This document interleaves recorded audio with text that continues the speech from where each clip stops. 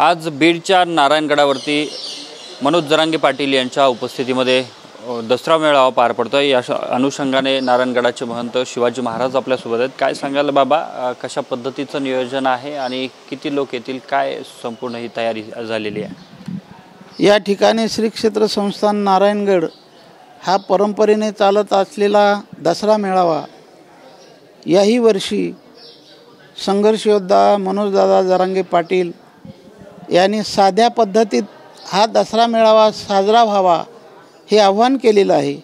आणि म्हणून दसरा या मेळाव्याची जय्यत तयारी चालू आहे, झालेली आहे। पूरग्रस्त सर्व मंडळ अडचणीत आहे, शेतकरी दुःखात आहे, हे जाणून हा दसरा मेळावा साध्या पद्धतीत चालवणार आहे, चाललेला आहे। या ठिकाणी पाण्याची सोय आहे, रस्त्याची सुद्धा शासनाने व्यवस्थित अशी सोय केलेली आहे, जेवणाची सोय केलेली आहे आणि 2 पैसे जो खर्च होईल तो नारायणगडाकडे लावलेला आहे। कोणीही समाजाने रुपयासुद्धा या ठिकाणी देणगी घेतलेली नाही, स्वीकारलेली नाही, स्वीकारणार नाहीत। आणि म्हणून या ठिकाणी जो नियम आहे तो चालवला पाहिजे। मागच्या वर्षी सुंदर असा दसरा मेळावा पार पडला आणि याही वर्षी अगदी साध्या पद्धतीमध्ये आताच पाहतो आपण, मनोजदादा तर येण्याच्या अगोदर अशी अलोट गर्दी आहे, किती येतात हे शब्दाने सांगता येण्यासारखं नाही। अलोट गर्दी मागच्या वर्षासारखीच या दसरा मेळाव्यासाठी जमलेली आहे। दसरा मेळावा ठिकठिकाणी होतो, याचं कारण आहे जे अविचार आहेत, जे दुर्गुण आहेत, जो अहंकार आहे ते घालवायचे आहेत आणि सद्विचार घेऊन जायचं आहे। जो अहंकार रूपी रावण जाळायचा आहे तो जाळा जातो, हे प्रतीक आहे।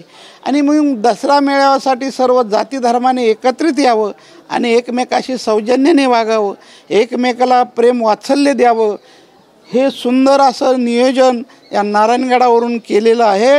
म्हणून सोनं लुटलं जातं, हे विचाराचं सोनं एकमेकाला दिलं पाहिजे, विचार एकमेकाला देवाणघेवाण केली पाहिजे, सर्व जाती धर्माने एकत्रित नांदलं पाहिजे, हे नारायणगडावरून आव्हान केलं जात आहे।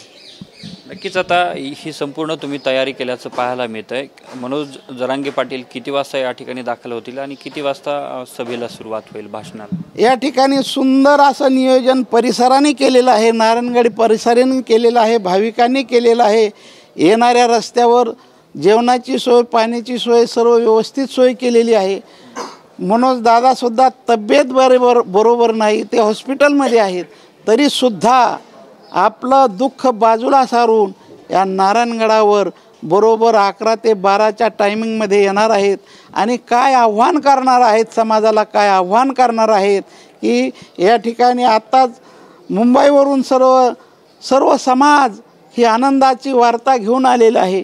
आणि म्हणून हे आनंद उत्सव म्हणून या नारायणगडावर आत्ताच एवढी गर्दी झालेली आहे।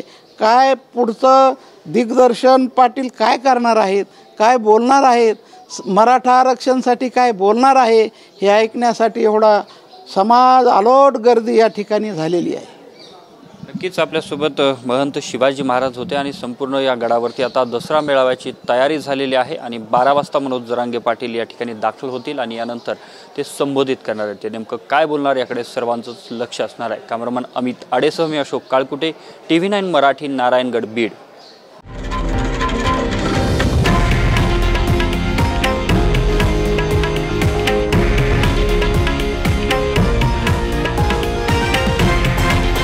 हे आहे देशातील नंबर 1 न्यूज नेटवर्क आणि आपण पाहत आहात TV9 मराठी, एकमेव।